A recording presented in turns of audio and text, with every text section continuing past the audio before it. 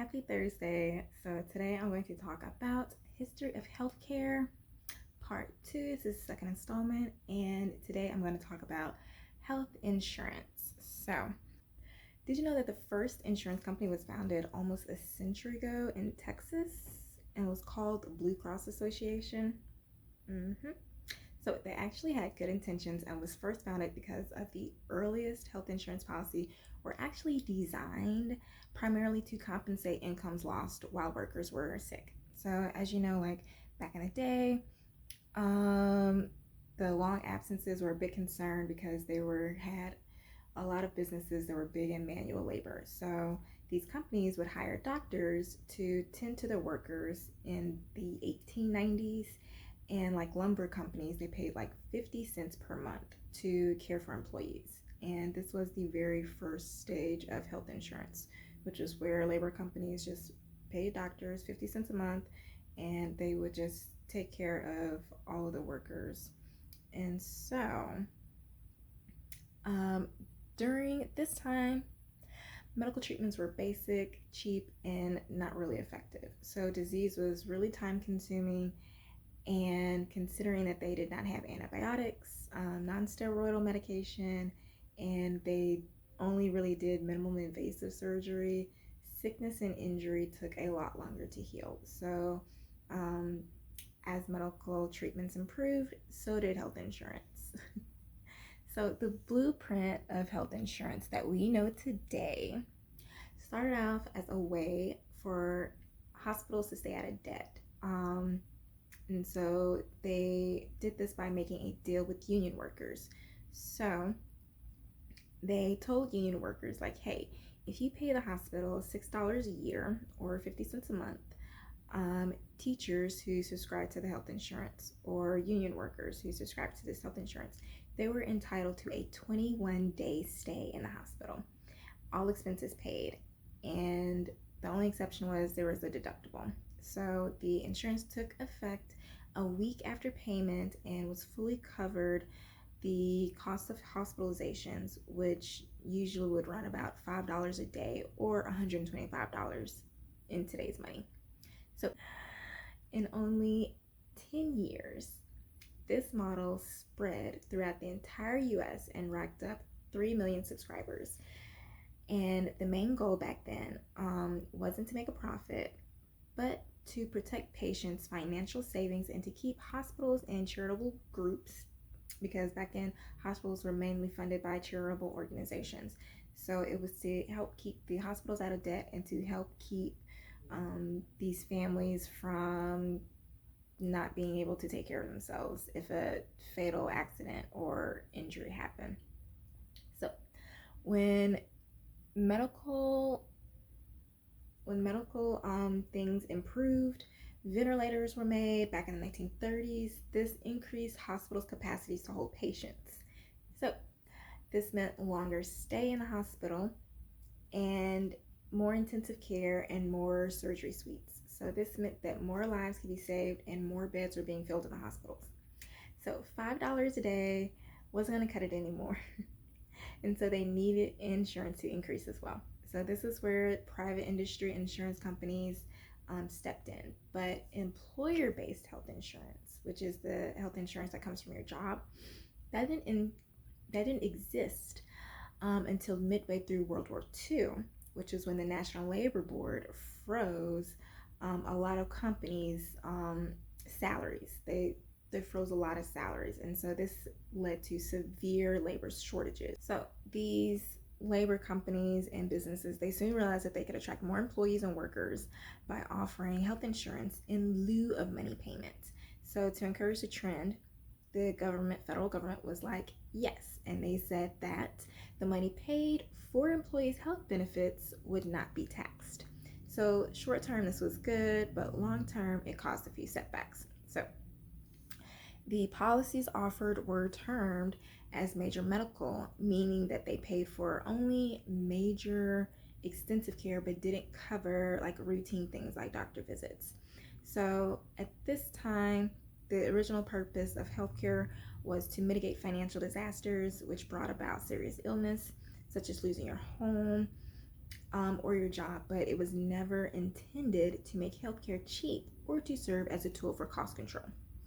So, at this time, Blue Cross was one of the major or the sole insurance companies back then, and they were like the perfect little angels. They accepted everybody regardless of health, regardless of previous injuries. They just like, if you need help, we got you.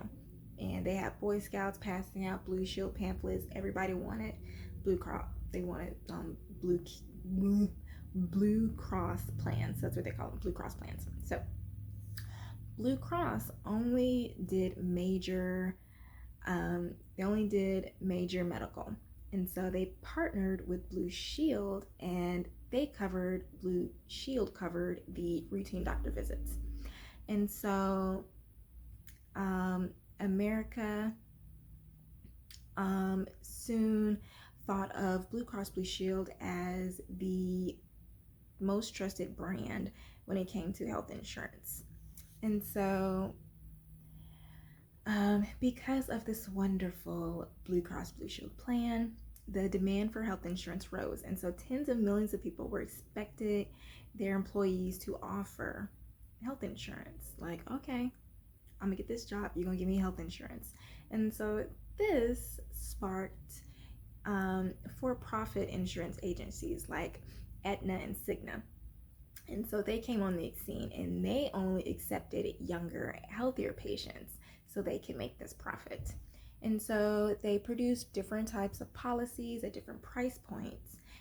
And these different policies at different price points provided different levels of coverage. And so with aggressive marketing for these profit plans, they gained market share throughout the 1970s and 80s, which made it difficult for Blue Cross Blue Shield because they mainly serviced the sick and ill people. And so they were hemorrhaging money. By 1994, Blue Cross Blue Shield, they gave in and they became for profit.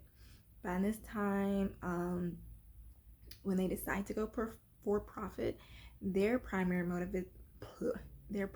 motivation was to gain insight to the stock market so they can get some quick cash to cover assets, because like I said, they were hemorrhaging money. So at this point, once Blue Cross Blue Shield went for profit, the old idea of humble pie, we're for you, peace, love, health insurance is gone. Like, it's for profit, and this is where healthcare started taking a downward spiral.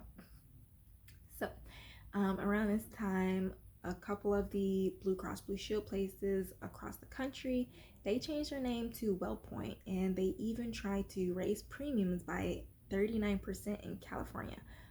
But luckily, the Attorney General saw what was happening, and they tried to cancel it.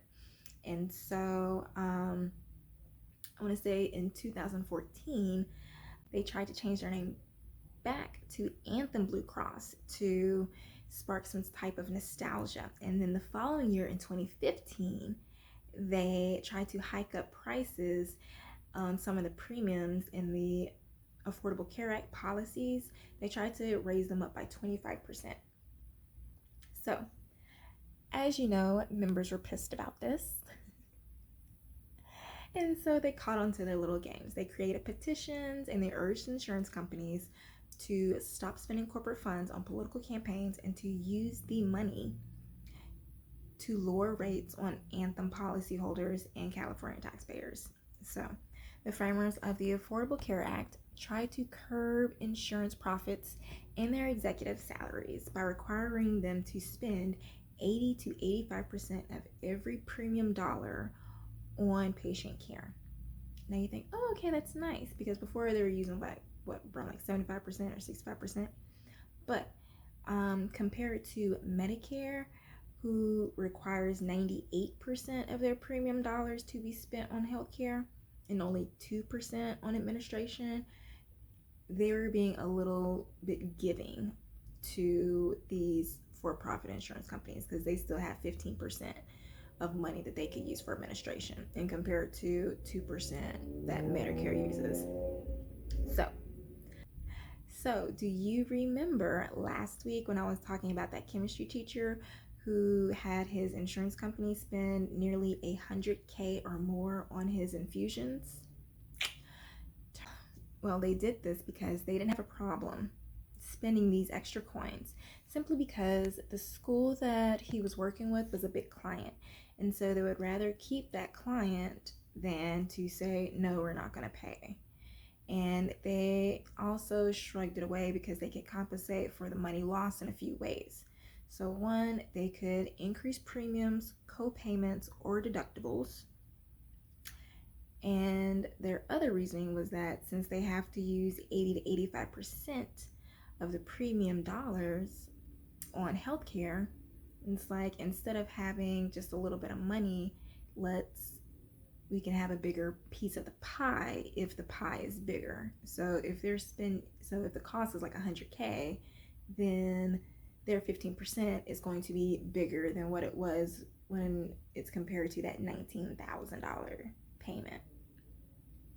To cover shortfalls, premiums are increased the following year, and so they just pass down these costs to consumers. So even history shows that once a procedure is covered by health insurance, the price usually goes up extensively. Just think about physical therapy. Before, prices would probably cost like $100 if it's just like patient care, patient to physical therapy clinic. But if it's going through insurance, the price probably goes up to like $500. So, instead of bargaining prices down to reasonable costs, insurance companies always just do marketing campaigns to build loyalty, whether or not it's deserved. So, once acceptance of healthcare insurance was widespread, this actually created a domino effect. So hospitals adapted to these financial incentives, and this kind of changed the way how doctors practice medicine. And so they revolutionized the types of drugs and devices that manufacturers created and marketed. And so this is essentially where like the money chase began, and so protecting patients kind of stopped. Now doctors will try to do the most expensive procedures, will try to do the most innovative medicine instead of using holistic methods, which have been proven to be effective before any of these things were created.